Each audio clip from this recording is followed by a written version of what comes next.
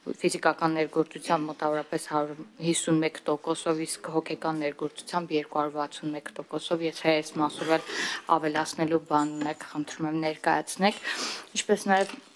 նշեցիք դուք ձեր խոսքում էլ, որ արդարացնող դատավճիռներ են կայացվել դատարանում ավարտված գործերով 1.8%, ինչը որ նույնն է մնացել նախորդ տարվա նկատմամբ։ Ես կցանկանայի ճշգրտել արդյոք այս գործող դատախազի նկատմամբ ինչ հետևանքներ է ունենում այս արդարացնող դատավճիռները։ Եվ եւս մեկ հարց, Սահմանադրական դատարանը հրապարակեց որոշումը ապօրինի ծագում ունեցող գույքի բռնագանձման օրենքի վերաբերյալ եւ դուք էլ բերել եք տվյալներ տարբեր դեպքերի հետ կապված, ուզում եմ հասկանալ ինչպես կանդրադառնա դատարանի այս որոշումը այս գործերի վրա, եթե գործեր կան, որ դեռ դատարանի վերջնական ակտ չկայացվել կամ նույնիսկ նրանց վրա, որտեղ արդեն վերջնական ակտ կայացվել է։ Այսքանը, շնորհակալ եմ։ Խնդրեմ, գլխավոր դատախազ։ Շնորհակալություն հարցերի համար, Տիկին Ղազարյան։ Այո, մտահոգող թվային ցուցանիշներ կան, որոնք մենք ուսումնասիրել ենք նաև հաղորդումը կազմելիս եւ երկու եզրահանգման ենք եկել։ Առաջին հերթին այդ բացահայտման գործակից եւ բացահայտումների թիվ ասվածը։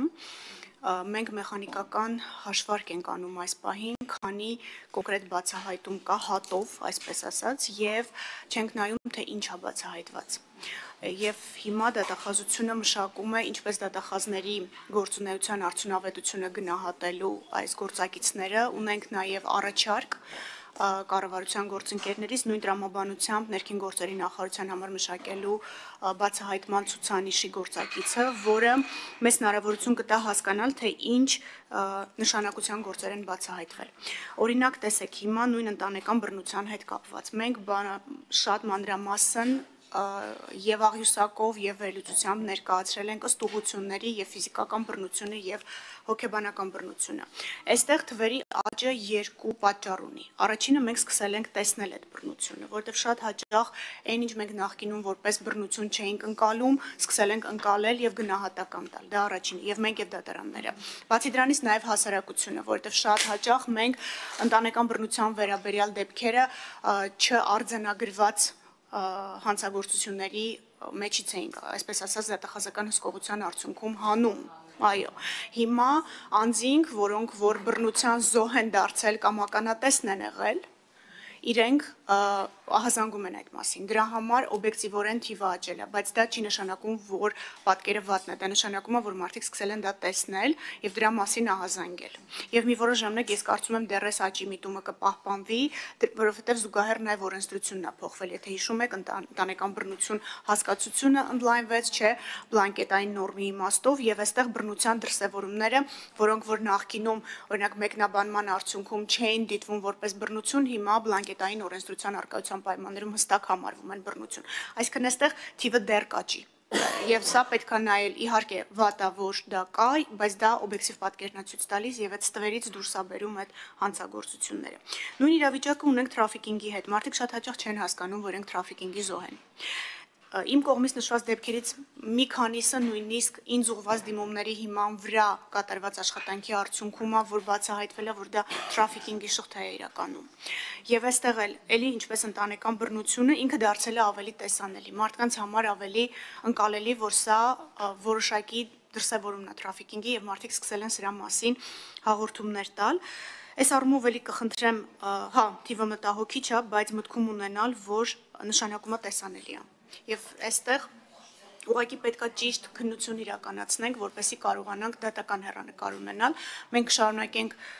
ուսումնասիրությունները եւ հաջորդ թիվ հաղորդումներում արդեն դատական պատկերը կներկայացնենք, բայց ելի պետք է զգուշացնեմ, աճի միտում կարող է եւ այստեղ ունենանք։ Ու ոչ միայն ազգությամբ հայերի նկատմամբ էլ հաշվի առեք, որովհետեւ աշխատանքային որոշակի հարաբերությունների հարցեր էլ ունենք եւ մարդիկ դրա մասին են հաղորդումներ տալիս, ոչ ազգությամբ հայերի մասով։ Ապօրինի գույքի հետ կապված Տիկին Ղազարյան, մենք Սահմանադրական դատարանի որոշումը յուրաքանչյուր հայցի շրջանակներում, այսինքն մեր դիրքորոշումները յուրաքանչյուր հայցի շրջանակներում կներկայացնենք, վստահ եմ հասցրել եք ծանոթանալ ամբողջական որոշման հետ, այստեղ հակասահմանադրականության հարց չի կարող քննարկվել, այսինքն մնացած ամեն ինչը հատվածական մոտեցումներ են։ Խնդիրը կիրառման շրջանակների հստակեցումն է, որը արդեն դատարանները պետք է որոշակի ուղենիշներ սահմանեն։ Մենք մի քանի գործերով վճռաբեկ բողոքներ ենք տարել, կարող է տարօրինակ թվալ մասնակի բավարարված հայցերով ենք տարել, բայց մենք ուզում ենք դատական պրակտիկա ունենալ վերջնական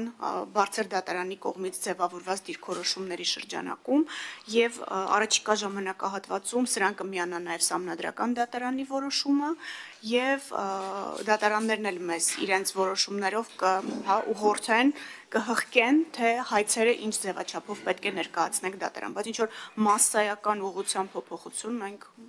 չենք տեսնում, չենք էլ պատկերացնում, որ կարող է լինել։ Այստեղ կիրառման շրջանակների հղկում տեղի կունենա, որը մինչ այս էլ տեղի էր ունենում ըստ էության առաջինացիան վերաքննիչ վճռաբեկ դատարաններում։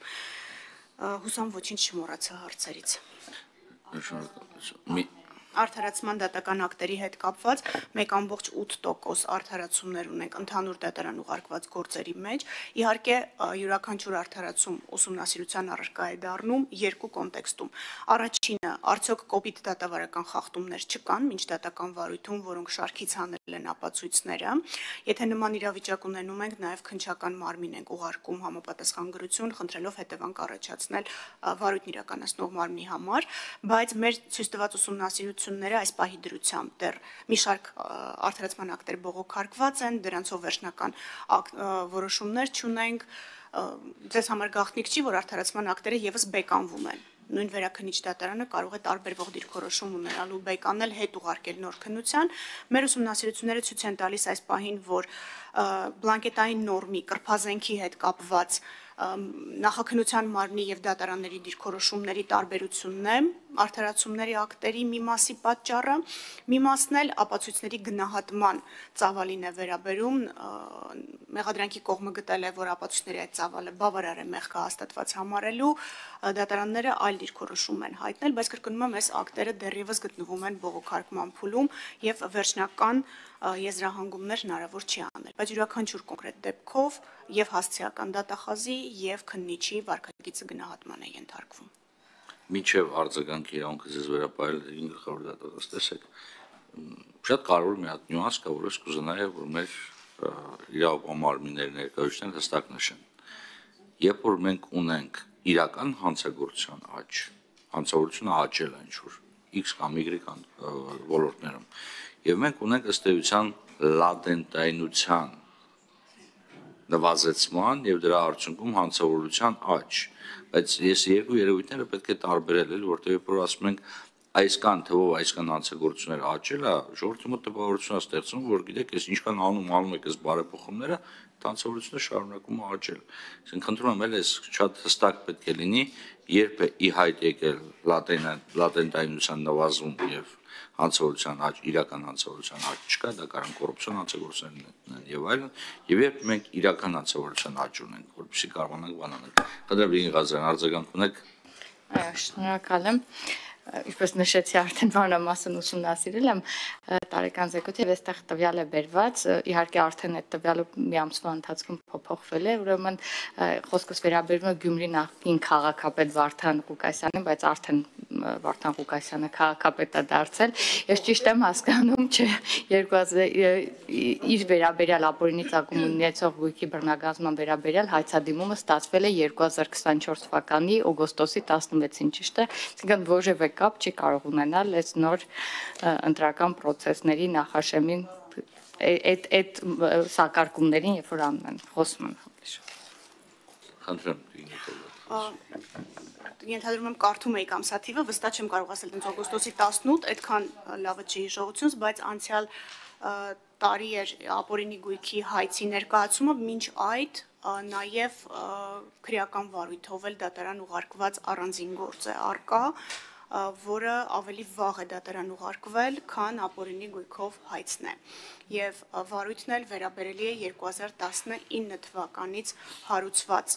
քրեական գործի, նախկինում քրեական գործ էր կոչվում տվյալներին, հիմա գտնվում է դատարանում։ Ձեր ուշադրությունն հրավիրում այդ հանգամանքի վրա, որ երկու տարբեր վարույթներ կան, ձեր կողմից նշված ժամանակահատվածից ավելի վաղ էլ քրեական վարույթն է ուղարկված։ Շնորհակալություն։ Խնդրեմ Մարմինասյան։ Շնորհակալություն։ Տիկին Վարդապետյան, մի քիչ շատ են հարցերը։ Առաջինը սկսեմ Տիկին Ղազարյանի եւ պարոն Վարդանյանի